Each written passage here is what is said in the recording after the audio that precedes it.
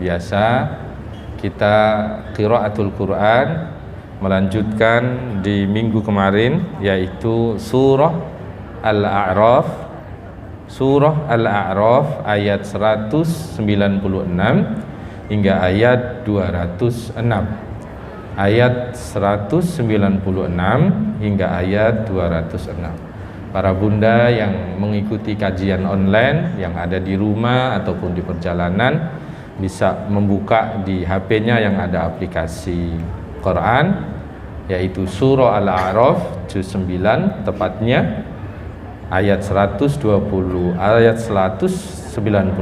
hingga 206.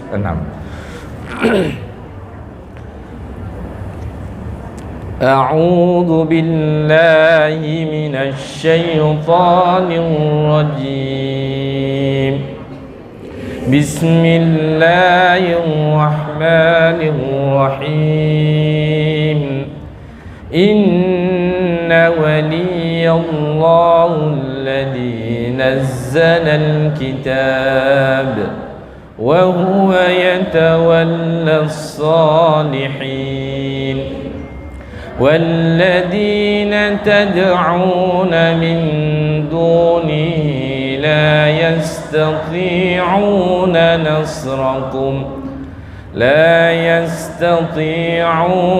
نصركم ولا أنفسهم ينصرون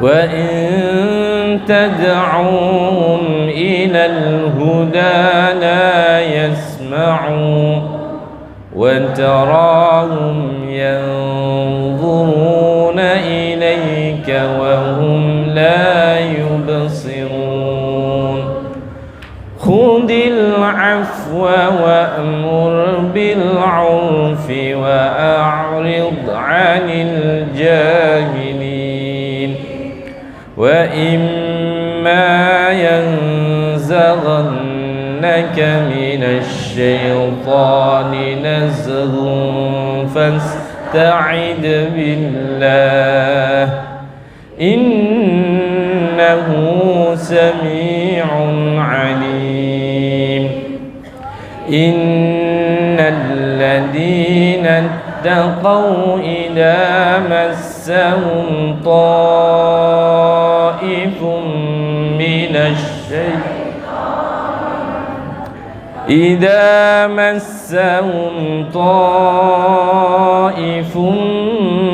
الشيطان تذكروا فإذا هم مبصرون وإخوانهم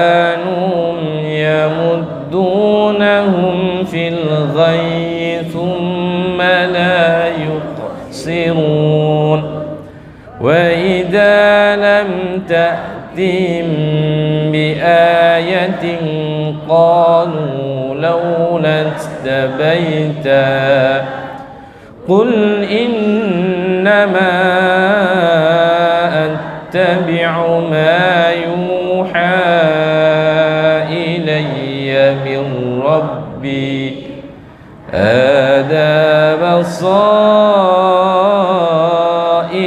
من ربكم وهدى ورحمة لقوم يؤمنون وإذا قرئ القرآن فاستمعوا له وأنصتوا لعلكم ترحمون واذكر ربك في نفسك تضرعا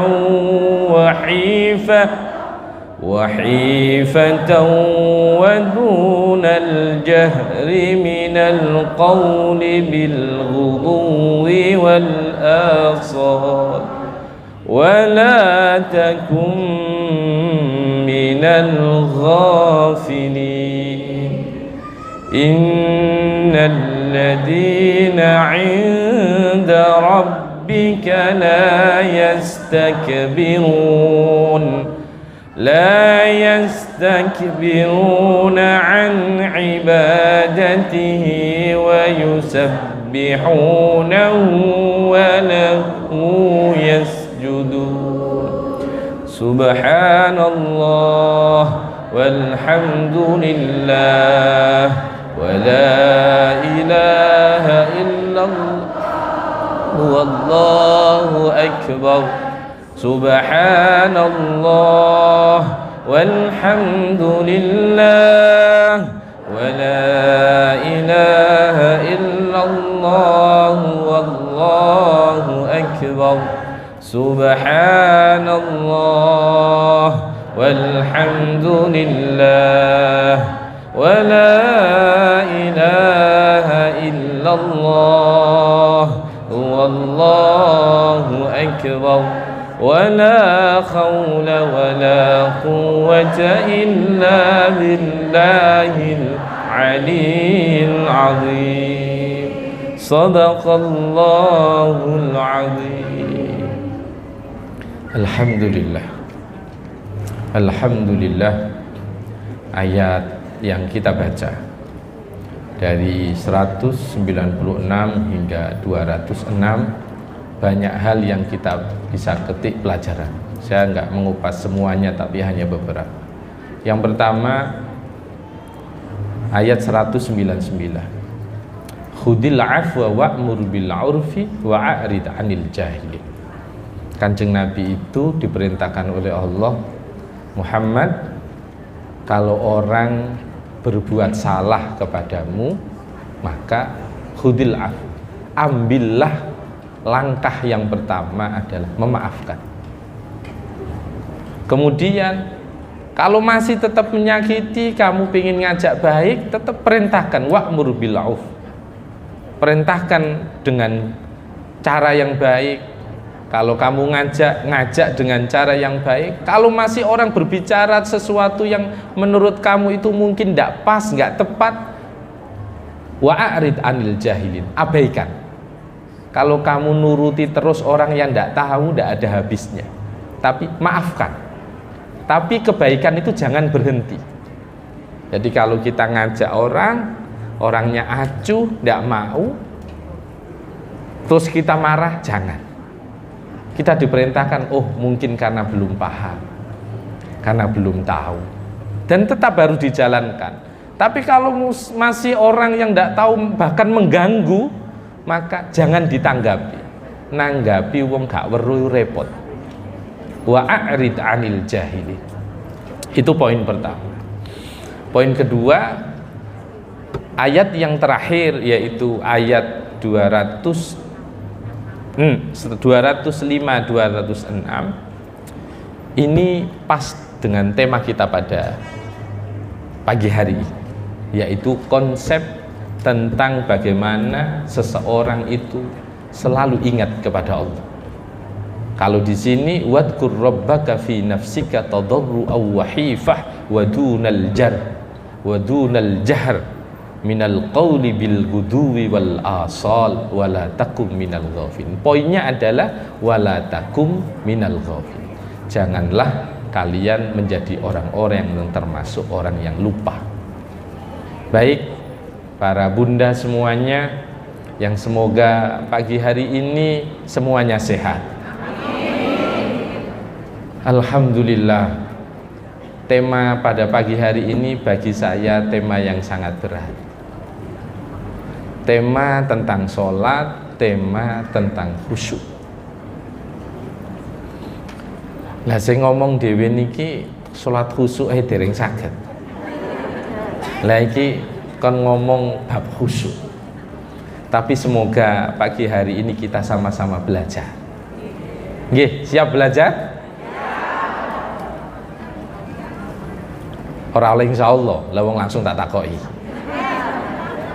Kecuali kula tanglet mangke jenengan kundur jam 09.00 kundur utawa jam 12 mangke kundur, insyaallah. Lah sak mangke kula tangleti memang siap, nek gak siap nggih mulai mawon jenengan. Baik. Bunda semuanya yang dimuliakan oleh Allah Subhanahu wa taala. Kita kalau ngomong, kalau tema kita ini kan meraih kekhusyuan dalam sholat ya. Kita ada dua pembahasan, yaitu sholat sama khusyuk. Sholat sama khusyuk. Kita tahu bahwa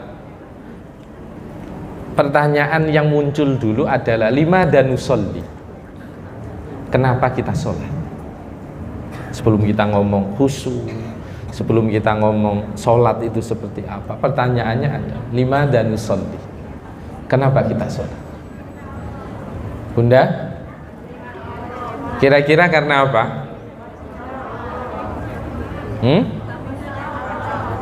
Saya ini tadi sampai lupa ngucap alhamdulillah wassalatu wassalamu ala rasulillah, sampai lupa saya. Tapi wis diawali nganggo Quran, wis cukup, sangat bagus. Ya Allah. Kenapa kita sholat? Karena pada prinsipnya kita tahu as-shalah a'dhamu arkanil Islam ba'da syahadatain. Sholat itu merupakan yang paling agung di antara rukun-rukun Islam setelah syahadat. Jadi bagaimana orang mengaku Islam tetapi dia tidak mendirikan pondasi-pondasi agamanya? Bagaimana orang mengaku Muslim sementara dia tidak membangun, tidak menunaikan apa yang menjadi tanggung jawabnya? Maka as-shalah, kalau kita belajar dalam ilmu fiqh, bahwa as-shalah ruknun min arkanil Islam as-saniyah, yaitu rukun Islam yang kedua setelah syahadat. Nah, ini kebetulan Bunda, saya kadang berdiri kadang enggak ya, karena ini katanya sudah enggak ada kabelnya jadi bisa berdiri.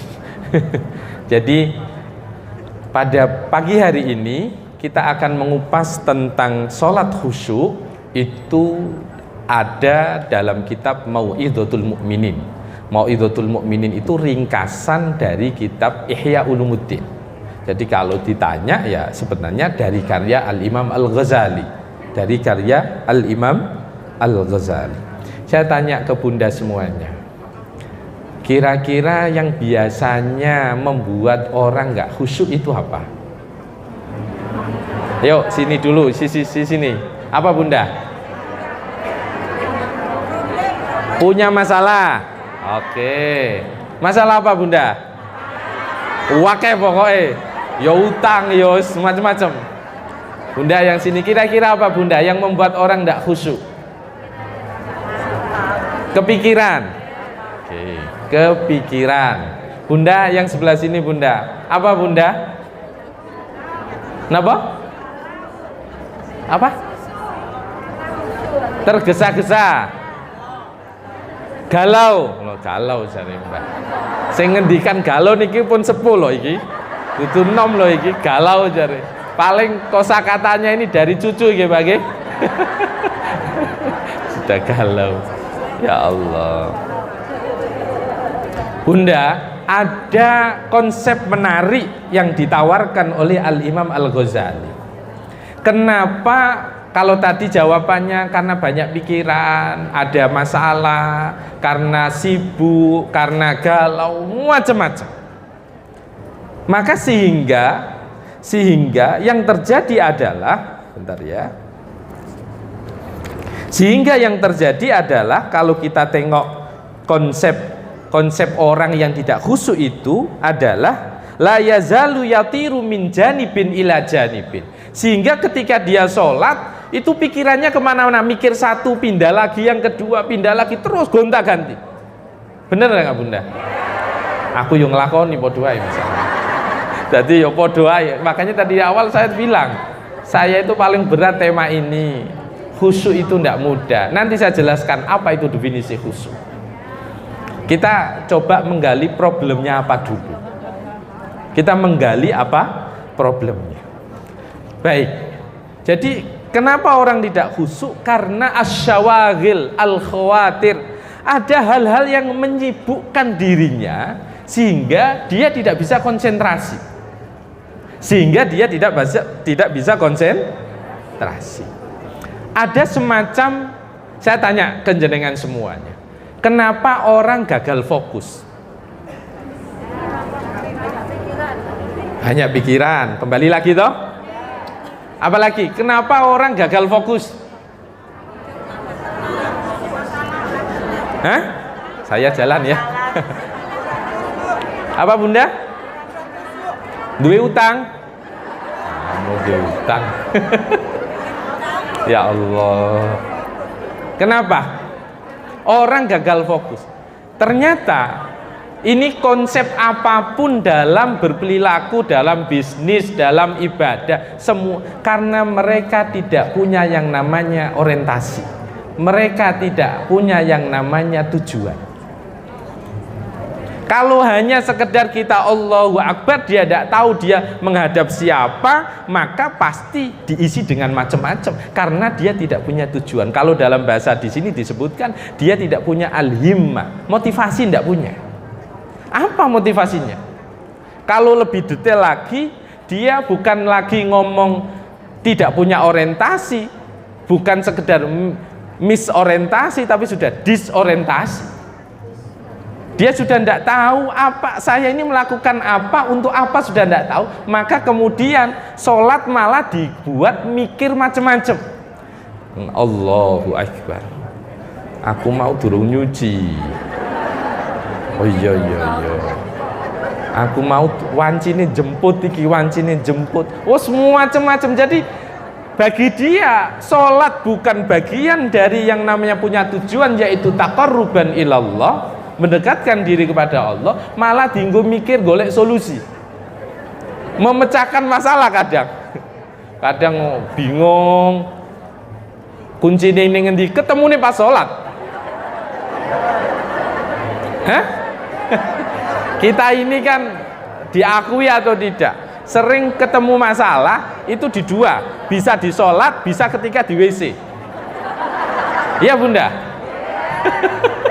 Ya Allah, lah kok mosok sholat dibanding no karo nik WC, ya apa? Ya Allah. Baik. Ada satu ungkapan yang menarik oleh beliau Al-Imam Al-Ghazali, bahwa saya tanya ke Bunda, sholat itu fungsinya apa? Tujuannya apa? Bunda, apa Bunda yang sebelah sini? Dekat? Yang belakang. Jadi ternyata kita sudah dituntun oleh Allah di dalam surah Toha ayat 14. Fungsi sholat itu Allah sudah, konsepnya itu sudah sangat jelas. Toha ayat 14, Toha itu surah yang ke-20. A'udzubillahi minasyaitonirrajim wa aqimis sholata lidzikri.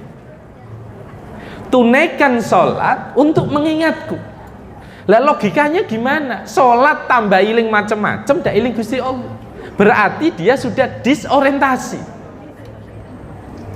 Dia sudah lupa tujuannya sholat itu apa. Ayat di dalam surat Toha ayat 14 sudah dijelaskan. Wa aqimis sholata lidzikri. Tunaikan sholat untuk mengingatku. Bunda, saya tanya ke jenengan semuanya. Panjenengan lagi dalam sebuah forum sidang, forum rapat, pimpinan panjenengan sedang menyampaikan, kemudian jenengan pandangan ke depan, pikiran kemana-mana. Kira-kira kalau pimpinannya tahu kita ditegur, ya nopo? Lah, kita sholat sama Allah Subhanahu wa ta'ala fungsinya adalah lidzikri, untuk mengingatku. Berarti konsep wa aqimis shalah ini adalah al-amru lil wujub, ini wajib. Maka para ulama kemudian konsep sholat itu untuk mengingat. Kalau sholat khusyuk itu para ulama beda pendapat, ada yang mengatakan khusyuk itu sunnah, bukan bagian dari syarat atau syarat sahnya sholat, rukunnya sholat bukan, tapi dia adalah sunnah. Loh kalau ada orang sholat tapi tidak khusyuk, sah enggak? Ya sah. Tetapi poin dari orang sholat adalah wa aqimis sholata lidzikri, tunaikan sholat supaya kalian mengingat. Yang menarik lagi Bunda, di dalam surah Al-A'raf ayat 205, Allah masih mengingatkan lagi kepada kita, wala takum minal ghafilin, janganlah kalian menjadi orang yang termasuk orang-orang yang lupa. Ini logikanya gak nyambung, sholat tapi iling macem-macem.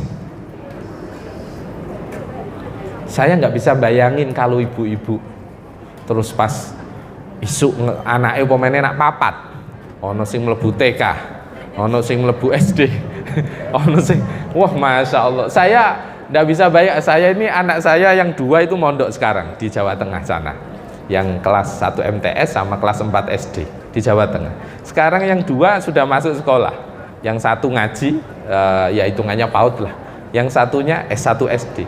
Niku mawon ngeterno sak repoti masya Allah. Ya saya nganter ya sama istri, boncengan sepeda motor, nganter di Ampel situ, nganter ke Ampel karena sekolahnya di daerah sana. Jadi ya Allah, perjuangannya seorang wanita itu kalau tak lihat nih, ya Allah, wong lanang ndak kira gelem ngeterno sekolah, jemput, terus mending aku ngenei duit wae, mending aku budal kerja itu lebih enak gitu. Gitu ya Bunda ya. Ya Allah, muga-muga panjenengan sedanten dikategorikno kalih Gusti Allah min ahlil jannah, min ahlil jannah. Baik. Kemudian yang problem kedua, konsep orang sholat itu, ini masih prolog, ini masih prolog, belum ke intinya.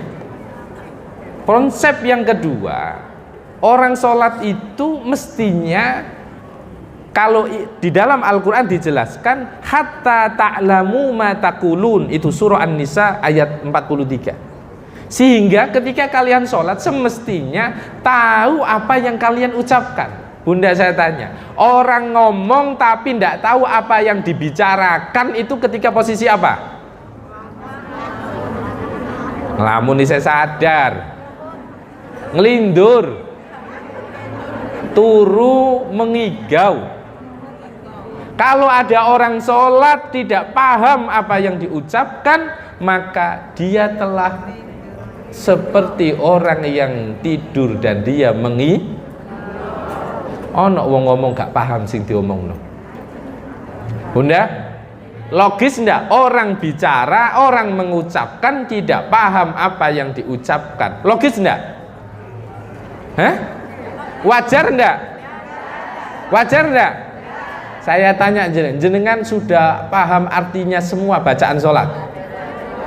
Oh. Sholatnya sudah berapa puluh tahun? Oh, sing umure swidak, oh sholat kula sampun 50 tahun luwe. Dereng hafal? Yo kebangetan.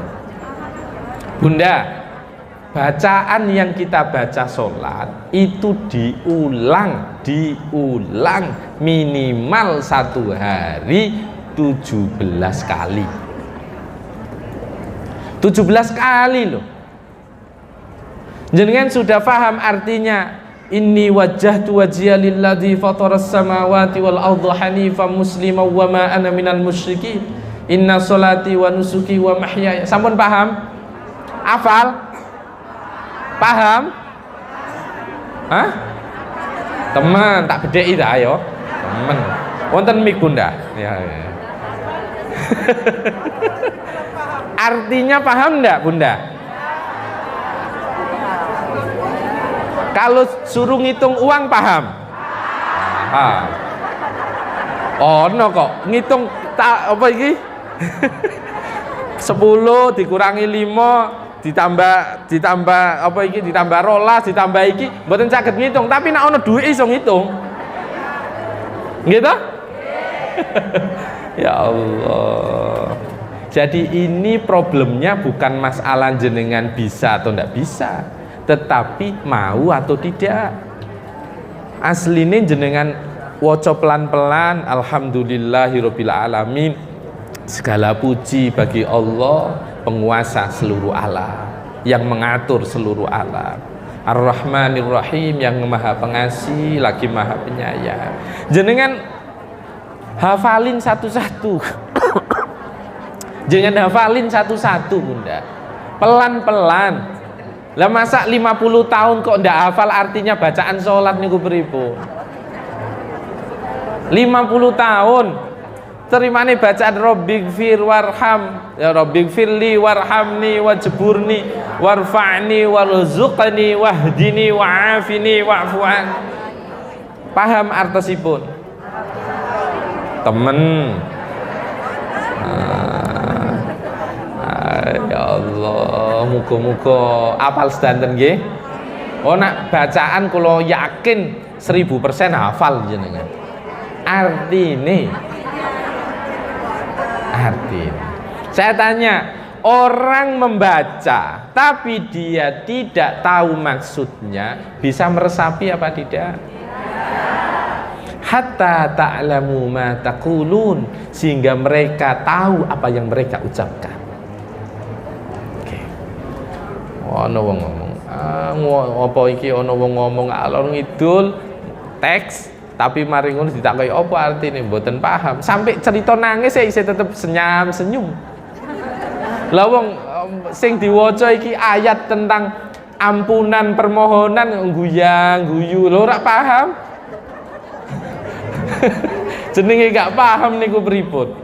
Ya Allah, ayo Bunda, mulai sekarang, diawali dari sekarang, beli buku fasolatan yang bahasa Indonesia enggak apa-apa, dilihat artinya, dibaca saja.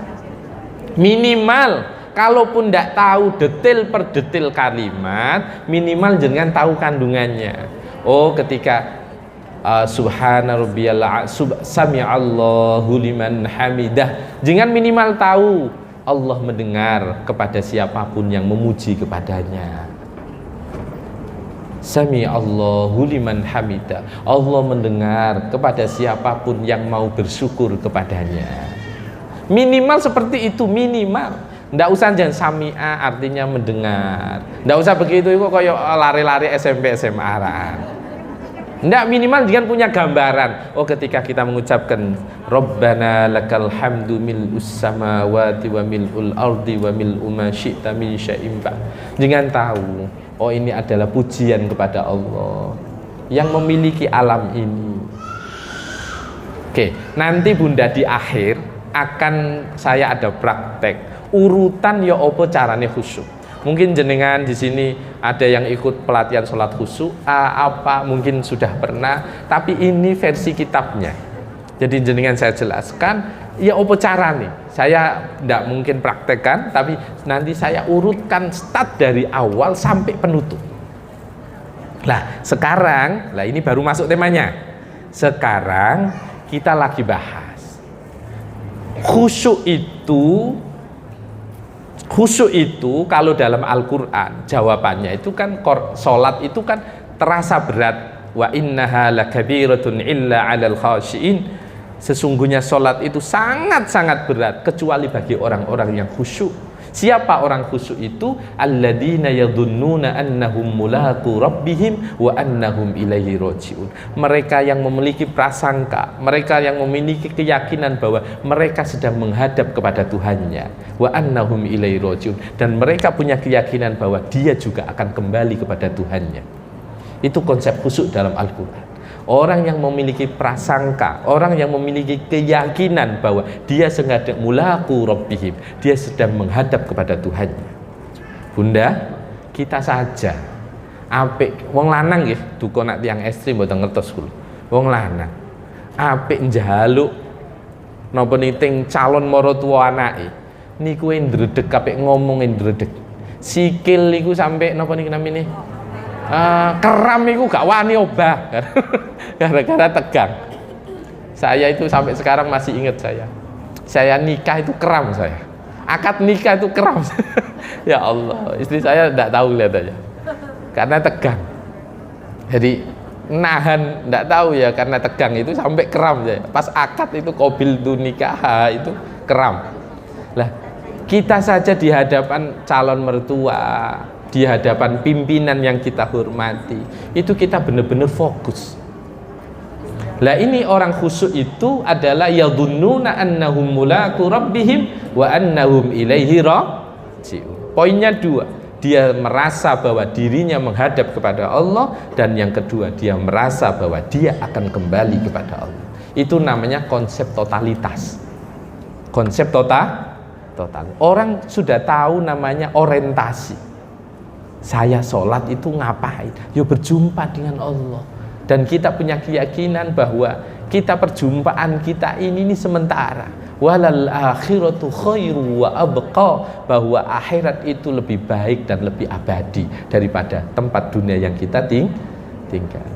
Bunda, jenengan wau saking mriki kan siram riyin toh? Mari ngono macak toh? Mari ngono berangkat toh? Ya Allah. Ada satu riwayat, dulu itu ada anak seorang raja, dia sombongnya minta ampun, sombong, jalannya ya jalan iftikhar, yaitu dengan penuh kesombongan. Kemudian ditanya, ada seorang ulama, "Jong, kono sombong, eruh kon awakmu iku sapa? Awwaluhu nutfah wa akhiruhu jifah." Permulaanmu itu dari cairan yang jijik. Nutfatun mudirratun. Kamu itu permulaannya dari cairan yang jijik. Wa akhiruhu jifatun. Akhirnya adalah bangkai. Jadi kita ini kok rumongso A, B, C, D sing itu membanggakan di hadapan orang lain ataupun di hadapan Allah, ketahuilah kita itu awalnya dari sesuatu yang orang itu tidak suka. Nyekelai boten purun, apa maneh nek wis dadi batang. Disawang mawon irungi kali ditutupi. Ya selamete kok syariat Islam itu kok ada konsep pemakaman. Lah umpamane kok gak ono nih seno. Ya Allah. Muga-muga kula jenengan kabeh didadekno wong-wong sing husnul khatimah. Baik Bunda, khusyuk itu kalau menurut Al-Imam Al-Ghazali itu ada 6 poin yang harus dilewati. Ya kan? Lumayan panjang nggih. Step untuk bisa khusyuk itu ada 6 yang harus dilewati. Yang pertama, saya jelaskan satu-satu. Yang pertama ini yang paling utama. Ibaratnya orang tidak akan langkah kedua, langkah ketiga, langkah keempat, langkah kelima, langkah keenam tidak akan berhasil kalau step pertama sudah gagal. Langkah pertama ini gagal, maka otomatis kedua, ketiga, keempat, kelima, keenam gagal. Yang pertama apa? Yaitu hudurul qalbi, menghadirkan hati untuk menghadap kepada Allah. 1. Saya jangan catat dulu aja Pak. 6 tak jelaskan urut dulu, nanti baru perinciannya. Yang kedua, at-tafahum. Apa itu at-tafahum? Memahami apa-apa yang diucapkan oleh orang yang sholat. Yang konsep tadi dijelaskan hatta ta'lamu ma taqulun, sehingga mereka tahu apa yang mereka ucapkan. Oke, poin pertama menghadirkan hati, yang kedua dia memahami apa yang dia ucapkan, yang ketiga adalah at-ta'zim, mengagungkan Allah. At-ta'zim, mengagungkan Allah. Yang keempat al-haibah, yaitu di sini al-haibah wal khauf, yaitu melihat kewibawaan Allah Subhanahu wa taala. Ini lebih spesifik daripada at-ta'zim yang mengagungkan tadi. Tapi ini konsepnya adalah al-haibah, itu kita melihat bahwa Allah menentukan segalanya, Allah membuat segalanya, itu masuk di situ nanti. Kemudian yang keempat, yang keberapa Bunda? 5. Yang kelima adalah ar-raja, yaitu mengharap. Mengharap atas semua harapan kita positif thinking kepada Allah, di setiap proses sholat itu dia selalu ada harapan. Nanti saya detailkan, ini saya urutkan biar jangan sampai terlewat karena saya kadang lupa. Yang keenam adalah al-haya, adanya malu di hadapan Allah. Jadi tahapan ini Bunda, yang pertama menghadirkan hati di hadapan Allah, kemudian yang kedua adalah memahami apa yang diucapkan, yang ketiga adalah mengagungkan Allah, kemudian yang keempat, yang keempat adalah al-haibah, kewibawaan Allah, yang kelima adalah ar-roja, mengharap atas segala hal kepada Allah Subhanahu wa ta'ala, kemudian yang keenam adalah al-haya, yaitu rasa malu di hadapan Allah Subhanahu wa ta'ala. Oke, sekarang pertanyaannya, kita ngupas yang paling banyak ini nanti adalah hudurul qalbi, menghadirkan hati. Bunda, saya tanya ke jenengan semuanya, ini ada gelas, jangan lihat ke sini semuanya. Ini ada gelas di depan saya yang saya pegang, ini ada gelas. Airnya sudah, anggap saja ini hampir penuh, anggap saja penuh. Ini kalau saya isi air lagi tumpah enggak? Tumpah. Kalau ini sudah penuh, kira-kira masih bisa saya tambah enggak? Tumpah kan tadi? Oke.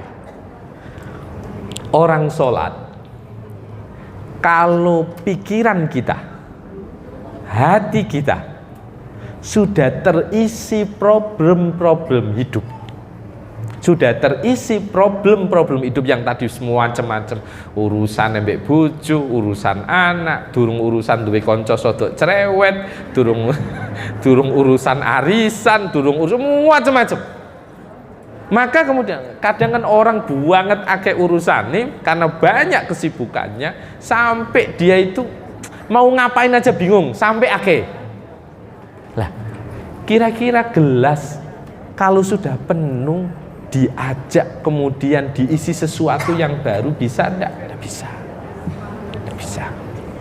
Lah, konsep hudurul qalbi, menghadirkan hati, itu harus mengosongkan dulu. Nol. Mengosongkan dulu, menolkan dulu. Nanti saya jelaskan ya apa cara mengenolkan. Harus mengosongkan dulu sehingga hati itu bisa menghadap. Maka di sini disebutkan, kenapa sih orang kok tidak bisa hudur hatinya, tidak bisa menghadap hatinya kepada Allah Subhanahu wa ta'ala? Kenapa? Karena hatinya tidak punya orientasi ketika dia sholat, tujuannya apa tidak tahu. Sehingga dia tidak tahu harus ngapain. Yes, pokoknya Allahu Akbar, urutan rukun syaratnya dipenuhi, selesai. Dia tidak tahu kamu sholat untuk apa, yang tadi sudah disebutkan, untuk mengingatku. Kalau dia tidak mengosongkan gelasnya untuk mengingat Allah, apa maksudnya mengosongkan gelas? Urusan kantor ditukno se. Urusan rumah tangga, mau nyuci, masak nopo entuk nose. Urusan apapun keluarkan semua dulu, baru kemudian ini bisa diisi dengan namanya hudurul qalbi. Jadi kalau ini masih terisi tidak akan bisa. Kalau ini masih terisi tidak akan bisa. Maka kemudian disebutkan, fala yahduru illa fi ma yuhimmak. Orang tidak akan bisa hudur menghadap Allah kalau dia tidak punya apa itu orientasi dia sholat. Maka caranya bagaimana supaya orang itu kemudian bisa hudur? Ya dia harus ada orientasi, harus ada tujuan. Apa itu? Bahwa dia sholat itu adalah, bahwa itu adalah wasilatun ilallah, wasilah untuk dekat kepada Allah Subhanahu wa ta'ala. Sholat ini adalah mi'rajul mu'min, cara kita untuk dekat dengan Allah. Kalau kita tidak paham bahwa tujuan sholat ini adalah untuk dekat dengan Allah, maka yaitu sholat isih mikir Allahu Akbar, apa maneh kok dadi makmum, wis gak kewajiban maca apa iki surat-suratan napa wis Pas imamnya lagi maca Fatihah kan kita dianjurkan untuk mendengarkan. Oh. Delala niki kok yo salate niki pas saangger-angger. Saangger-angger ngertos saangger-angger. Sak gon niku napa boleh. Jadi semaunya sendiri. Dia ndak mempersiapkan prepare apa di mana, ndak. Jadi ya sholat masih dengar suara, masih apa. Maka jadi orang kalau pingin khusyuk, salah satu caranya adalah dia harus punya orientasi bahwa sholat adalah untuk mengingat Allah.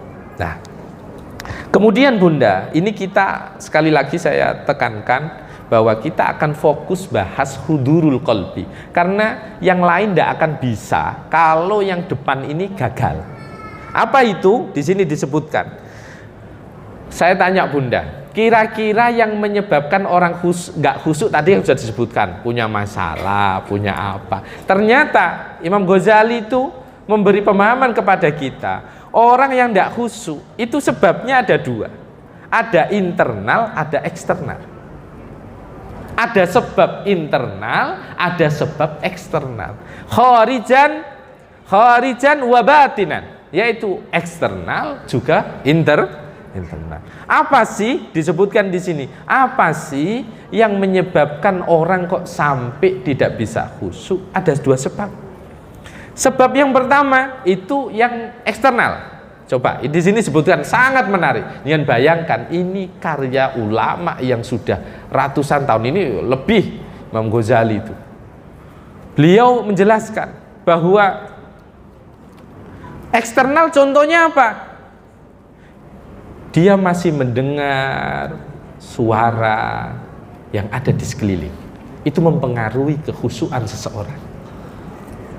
Oke, pertama, dia masih mendengarkan yo pas sholat delalah tonggo yo nyetel son buan dari rak pakai ate pas lagune senengane jenengan. Wah, itu malah. Lagune pas sing jenengan seneng ya wah malah niku pun. Ya antara sholat kalau kudu nyanyi niku. Satu, eksternal, contoh kecil. Gangguan eksternal itu kita masih mendengarkan suara-suara yang mengganggu kita. Yang kedua, pandangan. Di sini disebutkan bahwa ketika seseorang masih mendengar sesuatu yang itu bisa mengganggu, ini masih eksternal ini Bunda, masih melihat sesuatu yang menyebabkan wayakunul ibsar wayakunus sama sababan lil iftikar, sehingga ketika dia mendengar, dia melihat, menyebabkan dia berpikir.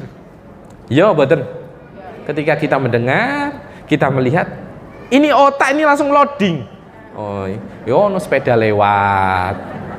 Oh, masjid kaligrafi ini api. Orang kalau dia masih terganggu dengan apa yang didengar, dia masih terganggu apa yang dipandang, maka itu sababan lil iftikar. Itu menjadi penyebab dia kemudian berpikir. Ya termasuk saya kan salah satu orang yang sepakat bahwa karpet itu enak polos. Lan jenengan pas karpete ono gambare Ka'bah. Iki gambare gak tepak iki. Pas salat mikir gambare Ka'bah gak tepak. Apa maneh sing sajadahe kembang-kembang. Oh wis pun. Apa maneh pas salat Allahu Akbar. Nak wong wedok sih kula yakin mboten. Nak wong lanang madhep pilihlah aku. Ngono. Coblos nomor loro. Ngono ya ampun. Lah apa maneh pas sholat sing ngarepe nganggo kaos produk cat, wes salah. Ya Allah, ini baru kata beliau Imam Al-Ghazali, ini adalah sebab eksternal. Dia melihat sesuatu sehingga kemudian akal ini berpikir. Dia masih mendengar sesuatu sehingga akal ini berpikir. Ini salah satu penyebab kenapa orang belum ngomong khusyuk ini Bunda, masih ngomong tentang hudurul qalbi. Oke.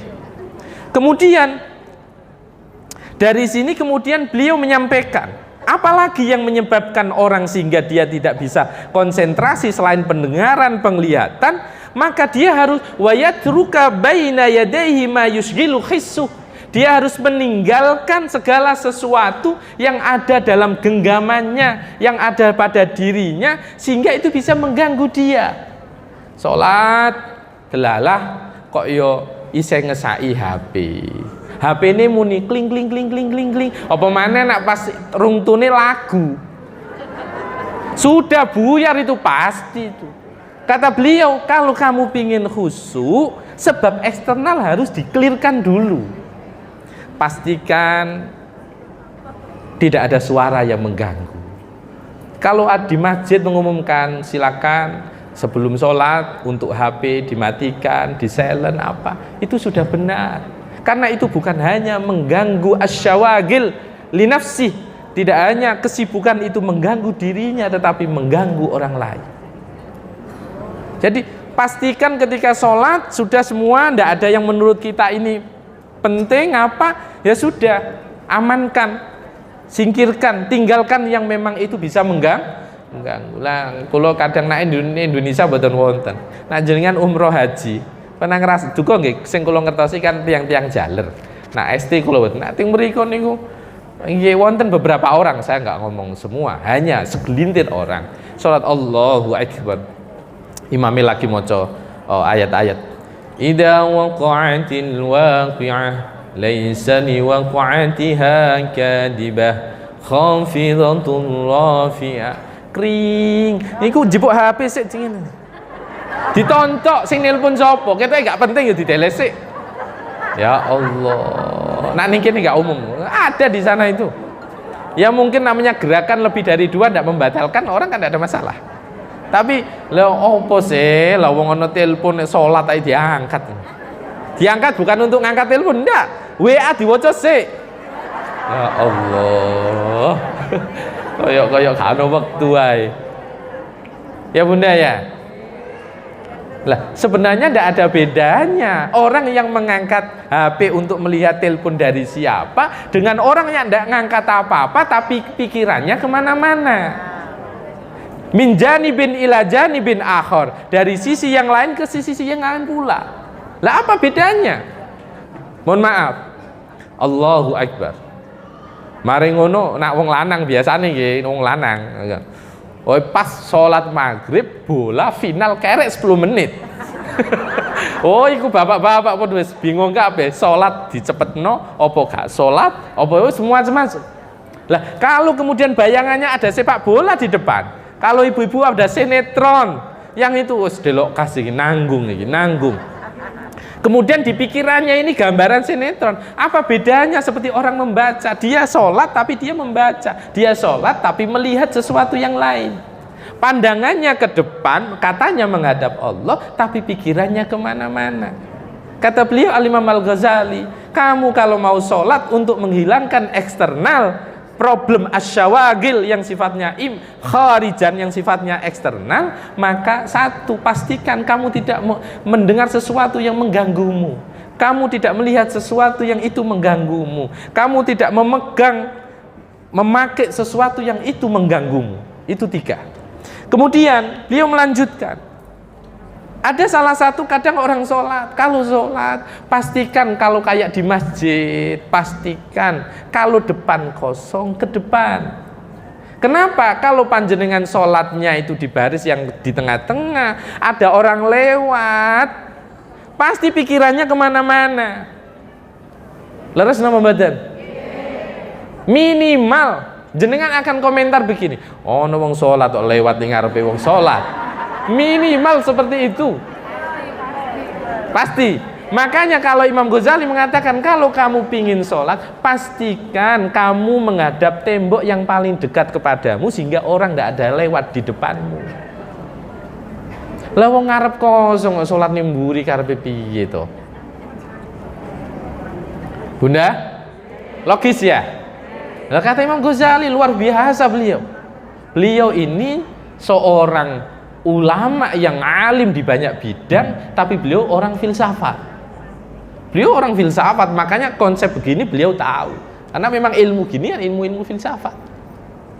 Jadi kata beliau, kalau salah satu cara untuk khusyuk problemnya itu untuk supaya terhindar dari pandangan yang itu mengganggu, maka dekatlah dengan tembok di mana itu tidak ada orang. Maka kalau ngomong di rumah, ya paling nyaman sholat itu ya punya tempat sembahyang sendiri. Nah, sholat pas anaknya mbek dolenan, HP-an jenengan mireng, ya gagal fokus pasti. Wis ndak usah ditakokno itu. Bener nggak Bunda? Oke. Kata beliau begini, ketika orang itu kemudian la yazalu yatiru min janibin ila janibin akhar, dia pikirannya itu terbang kemana-mana. Terbang kemana-mana. Lah caranya bagaimana? Harus ditarik kembali. Jangan mikir. Jadi jenengan pas sholat kok kepikiran, balik nih. Konsentrasi nih. Jadi ya Allah, sing nemen kan awake dhewe lali rakaat Bunda. Oh, Masya Allah. Oh, nak jenengan lali rakaat dadi makmum ndak popo, lali rakaat dadi imam. Wassalam. Wah, wis pun. Apa maneh pas ngimami atik salat setahun sepisan, salat Idul Adha lali takbir sisan. Oh, wis. Ya takbirnya hukumnya sunnah heat, ndak ada masalah. Tapi kan guyu pitik. Wong sholat setahun sepisan, jare imame, ya dimaklumi setahun sepisan lali jare. Ya Allah. Loh jenengan ndak kan kalau perempuan kan jarang yang imami kecuali dengan sesama perempuan. Loh, jenengan gak ero rasane dadi imam sing melok iku ewon wong. Terus lali, kira-kira keringetan mboten ya? Ya Allah. Apa maneh pas imami gak ro fikih, modal bacaannya bagus, ndak tahu kalau lupa itu saya harus ngapain. Kalau saya ini lupa kan kadang ada orang sholat begini Bunda, lupa, terus diingetin. Kan kalau laki-laki subhanallah, kalau perempuan tepuk gini kan, kemudian sudah lupa diingetin, sudah tahu. Habis itu dia lupa lagi. Lupa antara ini selesai apa lanjut. Jadi kalau ibaratnya rokaat, masih rokaat kedua tapi dia sudah tahiyat akhir, sudah diingetin tapi lupa lagi. Loh itu Masya Allah gak karuan-karuan itu. Iku nak uang wedi uang nak grogi niku mending sholatnya dibuyari niku. Buyari ya selesai, ngulang-ulang, tapi kan tidak boleh begitu. Ada orang membatalkan sholat itu kan harus ada udzur syar'i.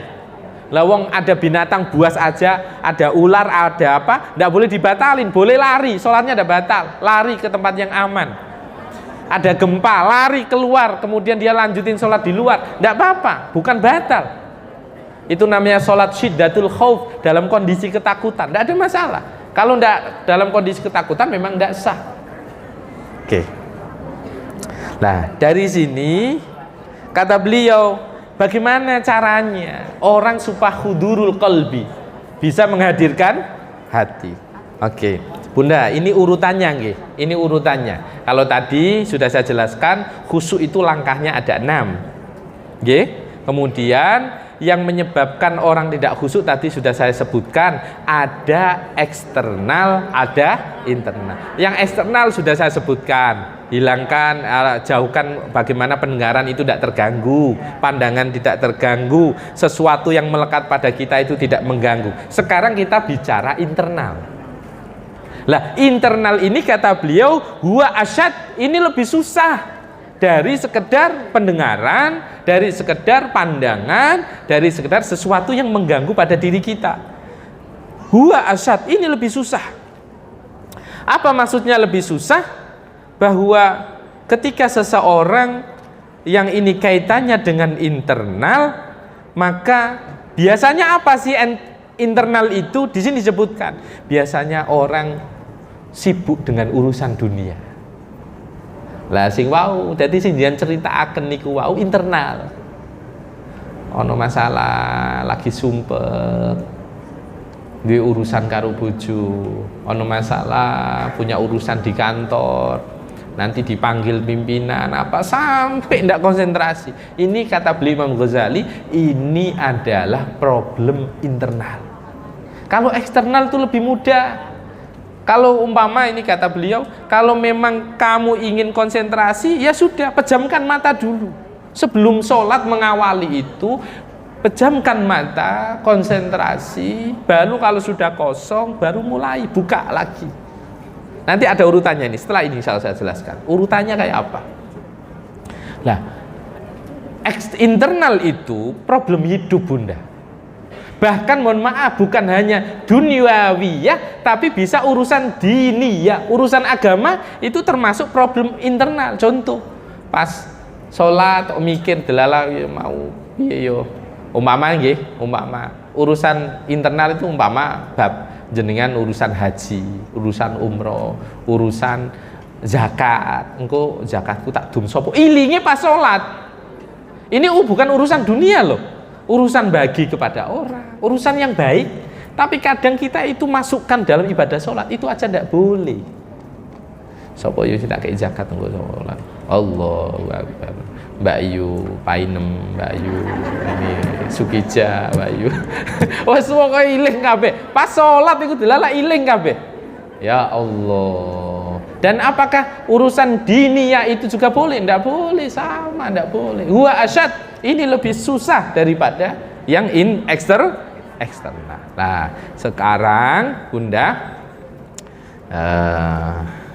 sekarang urutannya ya apa carane khusyuk. Ya gitu ya, urutannya ini ya, urutannya ini global tapi insya Allah bisa kita terapkan. Jadi kalau ingin khusyuk, urutan pertama kata beliau, ini di kitab Mau'izatul Mu'minin, ringkasan dari Ihya. Kalau Mau'izatul Mu'minin karya dari Syekh Muhammad Jamaluddin Al-Qasimi Ad-Dimishqi, ini yang meringkas. Jadi beliau mengatakan begini, kalau kamu ingin khusyuk, hatimu itu tenang, bisa hadir di hadapan Allah, bisa start dari awal. Kapan itu? Beliau menyampaikan, yang pertama, ketika mendengar adzan. Bunda, bukan hanya ketika takbiratul ihram, diawali ketika muadzin itu mengumandangkan adzan. Kata beliau, ketika muadzin mengumandangkan adzan, fa'ahdir fi qalbika haulan nida'i yaumal qiyamah. Hadirkan dalam hatimu itu adalah panggilan ketika hari kiamat. Maka para ulama selalu mengingatkan kepada kita, ketika sholat yakinkan dalam diri kita bahwa ini adalah sholat terakhir kita. Jadi ketika ada panggilan, yakinkan pada diri ini adalah hari terakhir kita. Problemnya kenapa orang masih ngelamun macam-macam? Karena dia meyakini dirinya masih hidup, akan hidup nanti masih lama. Dan ini awal dari kumandang adzan, tanamkan dalam diri kita bahwa itu adalah panggilan hari kiamat. Kalau kita praktekkan dalam kehidupan sehari-hari, berarti tanamkan bahwa ini adalah momentum sholat kita terakhir. Satu. Kalau sudah seperti itu, biasanya orang setelah mendengar adzan, apa Bunda? Bunda, setelah mendengar adzan, orang biasanya apa? Wudu nggih? Ada yang wudu dari rumah, ada yang wudu di masjid. Beliau menyampaikan seperti ini, kalau sudah mendengar adzan, kita sudah meyakinkan diri kita bahwa ini adalah panggilan untuk kita, maka ketika at-thaharah bersuci, yakinkan dua hal yang harus dipahami. Ya Allah, berarti jenengan ini harus memahami bahwa at-thaharah bisa minal badan, bisa minal qalb, baik dengan tubuh kita ataupun hati kita. Ya Allah, sucikan diriku. Kalau Imam Ghazali dalam kitab yang lain menerangkan, ya Allah, ketika aku membasuh tangan, maafkan dosa-dosa tanganku, dosa-dosa yang aku lakukan. Wajah, membasuh wajah, maka maafkan dosa mataku, dosa telingaku, dosa mulutku ketika panjenengan berkumur, Maafkan dosa mulut aku mungkin berbicara terhadap sesuatu yang tidak baik, menyakiti teman, menyakiti suami, maafkan aku. Ketika membasuh kaki, ketika mengusap telinga, ya Allah maafkan telingaku yang mendengar sesuatu yang tidak baik. Ketika dia membasuh kaki, maafkan langkah-langkah kakiku ke tempat yang engkau tidak ridhoi. Loh, ya apa wong durung Allahu Akbar iki wis masyaallah. Leres napa mboten Bunda? Yang kedua itu baru toharoh. Oh, sholat itu ada syarat sahnya. Apa itu? Satrul aurah, menutup aurat. Ketika jenengan sudah prepare, rapi, sudah persiapan sholat, jangan yakini, ya Allah, sekarang aku menutup auratku. Terima kasih ya Allah, engkau telah menutup cacat-cacatku sehingga tidak dilihat oleh orang lain. Loh, ya nopo? Ya Allah, terima kasih engkau telah menutup keburukanku. Engkau menutup aibku. Ini baru 3 Bunda. Adzan, bersuci, kemudian menutup aurat. Baru kemudian ketika kita al-istiqbal, kita siap, posisi siap seperti ini, kata beliau, ketika kamu sudah posisi siap seperti ini, maka tanamkan dari dirimu bahwa sorfun li dhahiri wajhika ansairil jihad ila jihadi baitillah. Ayo kosongkan dirimu, jangan mikir kemana-mana, kamu sedang menghadap rumah Allah, yaitu ke Ka'bah. Kamu sedang sowan kepada Allah. Jadi ketika siap sedia kayak gini, ini pikiran kita bahwa sudah, jangan kemana-mana.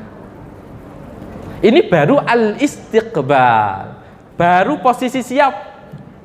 Posisi siap. Kemudian ketika posisi siap, kita al-i'tidal qa'iman. Kita sudah benar-benar siap. Ini baru posisi menghadap. Mohon maaf, tadi yang saya tadi ngomong al-istiqbal itu menghadap kiblat.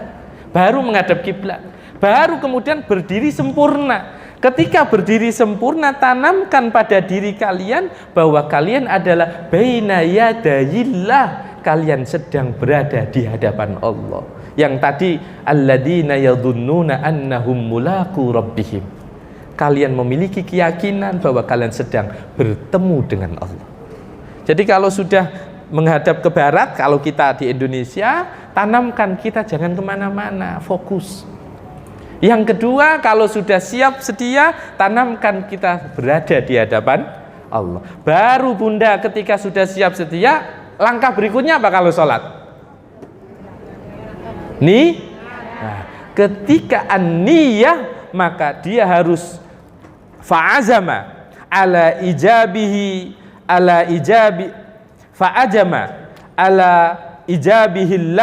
fimtisali amrih bis-shalah wa itmamiha raja'an lisaubi wa khaufan min iqabih. Kata beliau, ketika kamu niat, maka tanamkan, ya Allah, aku memenuhi perintahmu, aku mengharap ampunanmu, aku memohon perlindungan dari siksamu, dan aku mengharap pahala darimu. Jadi ketika kita usolli fardad duhri arba'a raka'atim mustaqbilal qiblati ada'am ma'muman lillah, maka ketika dia sudah seperti itu, dia harus meyakini bahwa ya Allah, saya sekarang adalah menunaikan kewajiban yang engkau wajibkan kepadaku. Ampuni dosaku, terima amal kebaikanku, jauhkan aku dari siksamu. Ini baru niat Bunda. Baru kemudian ketika niat satu paket dengan takbir Allahu Akbar, maka tanamkan dalam diri kita, tidak ada yang lebih agung dari Allah, tidak ada yang lebih berkuasa dari Allah. Baru Allahu Akbar ini proses yang tadi panjang itu dari adzan, bersuci, menutup aurat, istiqbal menghadap kiblat, kemudian berdiri, kemudian niat takbiratul ihram, baru masuk kita doa iftitah. Allahu akbaru kabira. Kita ketemu bacaan wajjahtu wajhiya lilladzi fataras samawati wal ardh. Loh, tadi yang saya sampaikan ke Bunda semuanya harus tahu artinya. Ya Allah, kula niki ngadep kali panjenengan. Kula ngadep kali panjenengan. Jenengan ketemu bacaan hanifam muslima wa ma ana minal musyrikin. Ya Allah, jadikan aku ini orang yang hanif, orang yang lurus, orang yang patuh. Muslimah itu orang yang patuh. Apa sih orang patuh? Kalau jangan ngomong muslim, ya Allah, lah ini sholatnya nggak harus pirang jam nih Bunda. Ya ini kan ceritanya, makanya Masya Allah ada nilai khusus yang diberikan oleh Allah ketika orang sholat malam. Sholat malam itu orang kan sendiri, pasti dia mau 1 jam pun akan betah kalau dia menikmati. Nah, kalau sholat 5 waktu kita ada kaitannya dengan imam, ya tidak mungkin. Kita tafakkur, kita berpikir, tidak mungkin. Ketika kita ingat kalimat hanifah muslimah, ya Allah, saya belum bisa menjadi seorang muslim yang benar. Muslim yang benar itu orang yang menjaga tangannya, tidak menyakiti orang. Muslim yang benar itu bisa menjaga mulutnya untuk tidak menyakiti orang. Muslim yang benar itu orang yang mampu berbagi kepada sesama ketika tahu ada saudaranya lapar. Loh, sholat sampai situ aja sudah Masya Allah Bunda. Baru hanifah muslimah. Terus wa ma inna sholati wa nusuki wa mahyaya wa mamati. Bunda, inilah konsep. Mohon maaf, saya tanya ke jenengan semuanya. Bisa tidak kalau pikiran kita tadi belum kosong, masih kemana-mana, bisa tidak di sini? Bisa. Maka tadi saya sudah ngomong, tafahum, memahami apa yang kita ucapkan, ta'lamu ma taqulun, itu tidak akan berhasil kalau hati belum hudur. Percuma mau baca apapun tidak akan masuk kalau pikirannya masih kemana-mana. Lah harus kosong. Lah untuk mengkosongkan bagaimana? Tadi sudah dikasih tahu, ada eksternal, ada internal. Sudah ada caranya. Nah itu. Kemudian kita ketemu bismillahirrahmanirrahim, kita ketemu alhamdulillahirabbil alamin, kita ketemu ayat iyyaka na'budu wa iyyaka nasta'in. Ya Allah, hanya kepada Engkau kami menghamba, hanya kepada Engkau kami memohon pertolongan. Ya Allah, pulau gada utang kata dilunasi po. Lah sementing iki aja po-poone aja dibuka, aja diucapno, diucapno ya batal salate. Ya Allah, kula gada urusan dengan selesaiake ya Allah. Ning batin, di batin ketika ngucapno iyyaka na'budu wa iyyaka nasta'in. Jadi, mohon maaf, salat itu semua ada. Salat itu semua ada. Kata para ulama menjelaskan, salat itu ibadahnya itu berwarna-warna. Ada yang ibadah sifatnya lisan, ya baca syahadat, ada takbir, ada ta'awud. Ada yang sifatnya fisik, ruku, sujud, i'tidal. Ada yang sifatnya akal, berpikir, bacaan ini maksudnya apa, saya ada urusan ini, saya minta sama Allah, ini berpikir. Ada yang sifatnya hati, khusyuk, khudu, menangis, kadang menangis ketemu ayat yang ya Allah tunjukkan aku jalan yang lurus, jangan bisa menangis. Itu amal perbuatan hati. Jadi sholat itu paket lengkap. Fisik ada, hati ada, al-qalbu ada, al-aqlu ada, al-lisan ada, al-badan ada. 4 komponen ini lengkap sholat itu. Ya Allah, mulut ada al-lisan, ada dzikir, ada Al-Quran, ada tasbih, ada tahmid, ada tahlil. Kemudian yang fisik, sekali olahraga jenengan, agar rajin sholat. Duha 12 rakaat, witir 11 rakaat, wis mboten nate jogging sehat jenengan. Wes gak bingung-bingung olahraga nopo pokoke jenengan ya. Witire 11 rakaat dilakoni. Salat sunah qobliyah dilakoni, wes masyaallah. Ya Allah, al-lisan, al-badan, al-aql, al-qalb, lengkap sampun. Baik. Bunda, kalau bacaan tadi biasanya kalau sudah kabiro, kita baca Fatihah, kemudian kita dawamul qiyam, kita lama berdiri. Apa yang kita tanamkan ketika kita lama berdiri? Beliau mengatakan bahwa tanamkan dalam dirimu ketika kamu sedang berdiri, tanamkan dalam hatimu, kamu sedang bersama Allah. Kamu sedang bersama Allah. Ini ya Allah, ala na'til khudur. Sampai Kanjeng Nabi niku nate dawuh, innallaha azza wa jalla muqbilun 'alal musalli ma lam yaltafit. Allah itu akan selalu menghadap orang yang sholat selama orang itu belum bergeser. Ya Allah, ya apa sholat niku kayak ngoten. Lagi sholat niku kok jenengan kepengen roh cirine wong sholat khusyuk. Sekarang tak kasih tahu cirine wong sholat khusyuk. Napa kira-kira? Napa? Tahu apa Bu? Auranya. Ndak, yang lain. Apa? Aura ya. Terus? Ciri orang khusyuk, Kanjeng Nabi sudah ngasih tahu ciri-ciri. Orang khusyuk itu istilah dilihat dari eksternal, kita tampak ini. Kalau hati kan kita tidak tahu. Ciri orang khusyuk itu kalau bicara malah batal. Oh enggak, maksud saya ketika masih sholat. Ketika masih sholat. Tuh Mak, di sini sebutkan ciri orang sholatnya khusyuk itu dia tidak banyak bergerak. Sholat khusyuk, sholat khusyuk, cirine wong sholat khusyuk niku anteng, gak kukar-kukut, gak nyepakno mukena, gak wis semua macam-macam ono ae sing dilakoni pokoke. Mbon nyepakno cincin, nyepakno jam tangan, nyepakno kancing, wis pokoke macam-macam. Cirine niku jare Kanjeng Nabi niku nak nate dawuh niku napa niki? Napa niki? Dalam satu doa disebutkan Allahumma aslih ar-ra'i war-ra'iyah. Ya Allah, baguskan pemimpin dan rakyatnya. Apa maksudnya? Orang yang menjaga dalam apa itu? Al-qalbu wal jawarih, yaitu hati dan anggota tubuh. Jadi nak kok awake oba-oba salat gak karuan genai, wis jelas atine gak tenan. Wis pun rumus. Karena orang kalau hatinya khudur, dia bahkan tidak ingat apa-apa sudah. Ono wong lewat mawon mboten ngertos.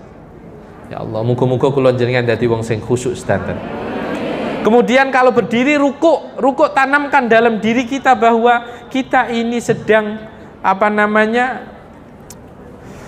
hormat kepada Allah, yaitu kita tunduk kepada Allah Subhanahu wa taala. Termasuk sujud begitu sama. Ketika tasyahud juga sama. Terus.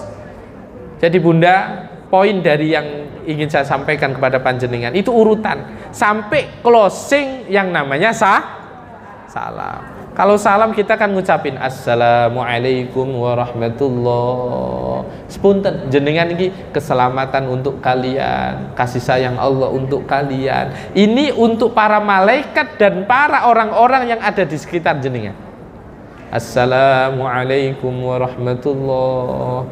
Assalamualaikum warahmatullah. Sudah. Lah, yuk nopo? Kata kalau sholat dikatakan tanha anil fasya'i wal munkar, prosesnya kayak gitu, prosesnya pasti orang selesai sholat ya pasti jadi orang yang menebarkan kedamaian untuk sesama. Gitu ya Bunda ya. Qad aflahal mu'minun, beruntunglah orang-orang yang beriman, alladzina hum fi sholatihim khosyi'un, yang dimana ketika mereka sholat mereka khusyuk. Itu surat Al-Mu'minun ayat 1 sampai ayat 2. Baik, kita kelihatannya kita isi pertanyaan-pertanyaan. Sudah waktunya, monggo.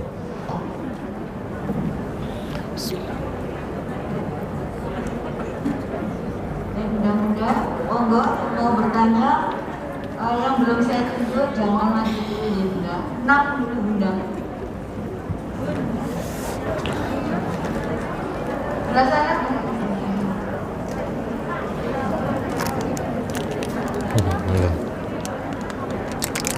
enggak Bu. satu lagi Bunda.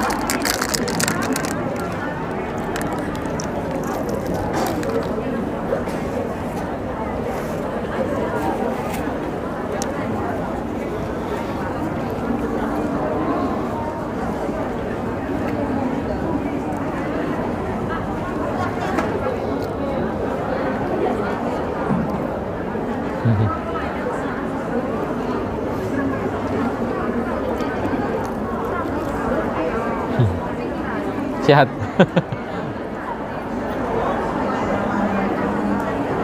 Assalamualaikum Ustaz. Assalamualaikum. Bunda, ada pulpen. Ustaz mau tanya. Monggo, monggo.